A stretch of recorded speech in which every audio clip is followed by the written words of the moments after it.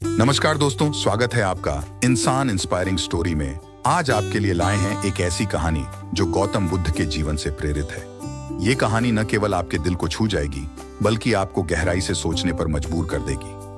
बहुत समय पहले की बात है। एक गांव में एक महिला रहती थी जिसका नाम था किस्सा गौतमी। उसका एकमात्र पुत्र बहुत बीमार था। किस्सा गौतमी ने अपनी सारी कोशिशें की, परंतु उसका पुत्र बच नहीं सका। उसके पुत्र की मृत्यु ने उसके जीवन को अंधकार में धकेल दिया।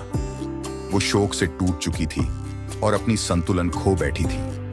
किस्सा गौतमी अपने मृत पुत्र को गोद में लिए गांव भर में घूमती रही और लोगों से कहती, मेरे पुत्र को बचा लो। सभी ने उसे सांत्वना दी, पर किसी ने उसकी सहायता नहीं की। एक दिन किसी ने उसे गौतम बुद्ध के पास जाने की सलाह दी। आशा की किरण के साथ किस्सा गौतमी बुद्ध के पास पहुंची और रोते हुए उनसे कहा, भगवान, कृपया मेरे पुत्र को जीवन दान दें। मैं आपकी शरण में आई हूं। गौतम बुद्ध ने शांतिपूर्वक उसे देखा और कहा, मैं तुम्हारे पुत्र को जीवन दान दे सकता हूं, पर इसके लिए तुम्हें मेरे लिए एक कार्य करना होगा। किस्सा गौतमी ने उम्मीद से पूछा, क्या कार्य भगवान? मैं सब कुछ करने के लिए तैयार हूं। बुद्ध ने कहा, तुम्हें इस गांव में किसी ऐसे घर से सरसों के बीज लाने होंगे जहां कभी किसी की मृत्यु न हुई हो। किस्सा गौतमी ने तुरंत इस कार्य को स्वीकार किया और बीज की तलाश में निकल पड़ी। वो एक घर से दूसरे घर जाती रही और हर जगह उसने वही उत्तर पाया, यहां किसी न किसी की मृत्यु अवश्य हुई है। दिन बीतते गए और किस्सा गौतमी को समझ में आने लगा कि मृत्यु जीवन का एक अभिन्न हिस्सा है। कोई भी इससे अछूता नहीं है।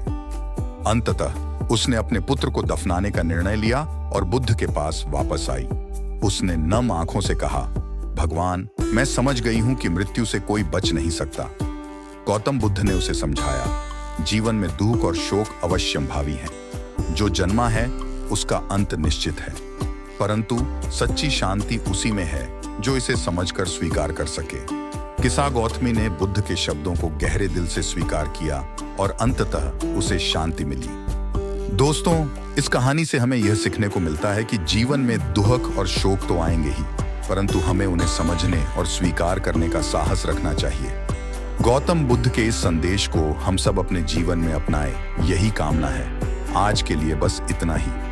अगर आपको ये कहानी पसंद आई हो तो हमारे चैनल को सब्सक्राइब करें और बेल आइकन को दबाएं ताकि आप कोई भी अपडेट मिस न करें। धन्यवाद।